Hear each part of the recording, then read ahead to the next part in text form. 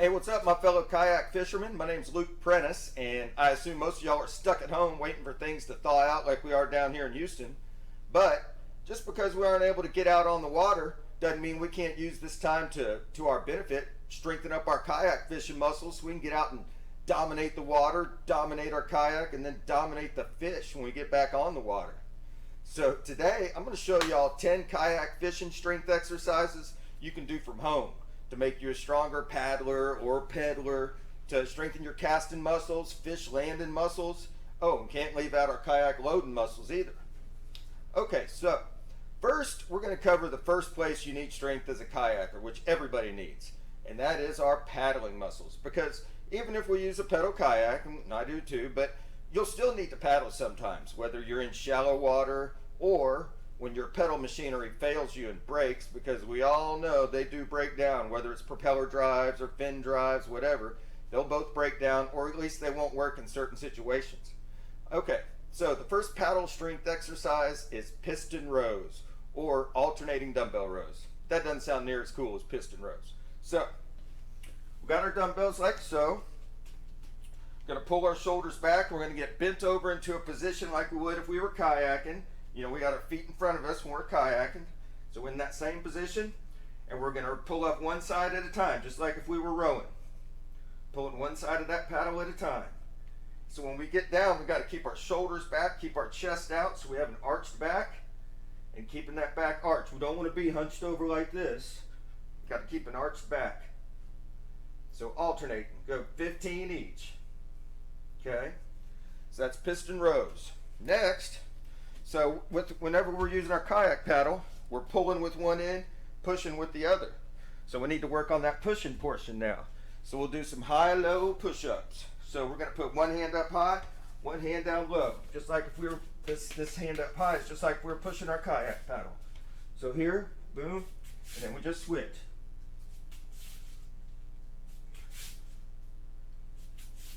And then so we just count out, 10 each is good. But I'm not going to do 10 right now. But you get the idea. That top hand, like you're pushing your paddle. Okay, so that gets our paddling muscles. Now let's get some of those pedaling muscles. So with pedaling, we got our feet out in front of us. So like a typical doing a squat, while it's beneficial and it works our quads and everything, it doesn't really mimic or replicate what we're doing pedaling a kayak. So we need to get more to where we got an angle at the hip and our feet are more out in front of us. So that's what I'm going to do here. So we're going to bring chest down to the leg. I'm going to pull one arm back, the other arm goes forward. So just like if you're walking, if this arm was going forward, wait a minute, this arm was going forward as this leg goes back. So it's going to be the opposite arm of the leg. Bring that chest down to the leg and up. So the opposite arm goes forward. Now that I have it right. All right, doing 10 of those. So we switch. We bend the knees slightly. Because when we're pedaling, we're not coming all the way up here. We're only bending the knee to about 30 degrees. So that's what we want to do now. So you can go 10 to 15 reps on this.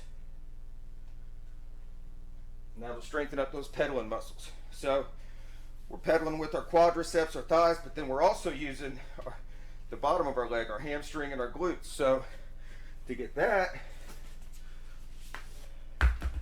gonna get lying on our back, one leg out in front, gonna have this heel down, picking up, keeping this leg straight and down. Using that glute and that hamstring to pick up. This leg stays straight. Your hip stays straight right here.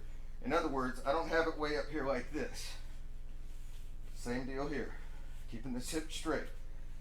This acts as the weight that you're actually picking up. Okay, so those are heel digs. So that gets our pedaling muscles. So now we want to start thinking about our fishing muscles. So first thing we want to think about is that hook set. Boom, we're setting the hook. You got that rod in your hand and your hand's oriented this way. and you're picking up. So the way we're going to do that is with hammer curls. So regular bicep curls, we'd have our palms facing out, right? So now we're going to have the dumbbells facing this way, our palms facing towards the center of our body. Going to curl up right in front. Keep them in front of you. Don't bring them all the way here. You never have your fishing rod back here anyway. Your rod's always out in front of you. So right here. Go like 15 on these. Okay. So where are we at? All right. So got the hammer curls. Okay. So the next thing we want to do is tricep extensions. So these are our casting muscles. So think about if you're casting, it's almost like throwing a ball because you're kind of coming overhead. So same thing. We're going to take these dumbbells up high, bring them back behind our head, and up. Keep those elbows together. We don't want our elbows pointing out here. Keep them together. Coming up. Both at the same time. Casting muscles so we can reach those fish without having to come up on them and spook them. Okay. Now we're going to do some fish landing moves. So think about if you're netting a fish, you got them coming over and you're picking them up in the net. You're one-handing them and you got to bring them on the boat, right? So we're going to do that with the chest raise. So we're going to have the dumbbells outside of our legs and we're going to bring them up and together. Just like if you were netting that fish and bringing it in the boat. Netting them, bringing them in the boat. Same thing, chest raise. So we'll go 10 of these. We want to keep those arms nice and straight, up and together, reaching outside the boat, coming into the center of the boat. Okay, so let's say 10 of those. All right, and then, so this one works both for when we're netting the fish, we're swinging them in, and also paddling. We got to use our core, so twisting. So we're going to use our side abdominals, our core muscles, and back muscles as well. But when we get to that kayak position, got our feet out front, pull them in just a little, get our elbows out, twist from side to side. 3, 3, 4, 4. So just keeping those elbows wide. If you got your elbows in, all you got to do is this. That doesn't work. You got to really twist for these to work. Then think about when we're bringing that fish in, we got him on and he's still got a bunch of juice left. We haven't worn him out yet.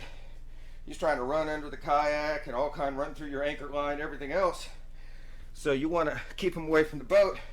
You got to be able to hold him out here on the end of your rod. So we're going to do diagonal shoulder raises. Coming out to the side. So not directly to the side like a typical side raise. It's going to be more of a diagonal angle. So a little bit in front of you, not directly to the side. And when we come up, we want our arms flat. We don't want our hands way up over our arms. We want to keep them flat. Work the shoulders here. Okay, so we'll do 10 of those. Then, when it's time to head home after we caught a limited fish, got our Texas Slam, time to load up the yak. So let's say you're car topping it and you're starting down here, you got to pick it up, then you got to bring it to shoulder height, then you got to press it overhead, right? So it's a clean and press, except we're going to have our palms forward. We're going to turn when we come up to sideways, like we're on the sides of the kayak, pressing it up. So curled, turn, press, clean and press. So we got it here, boom, boom, boom, boom, car topping. And even if you're at a decline, you know, if you're coming to your launch, same thing will happen putting it in the truck. So you got to be able to do that. You got to be able to transverse from down low to up high and then overhead. So thanks for watching this video. I hope we can get back out there soon, and I hope our trout survive this cold spell so we can have some to catch and use our newfound kayak strength we added during this downtime. Y'all stay warm, tight lines.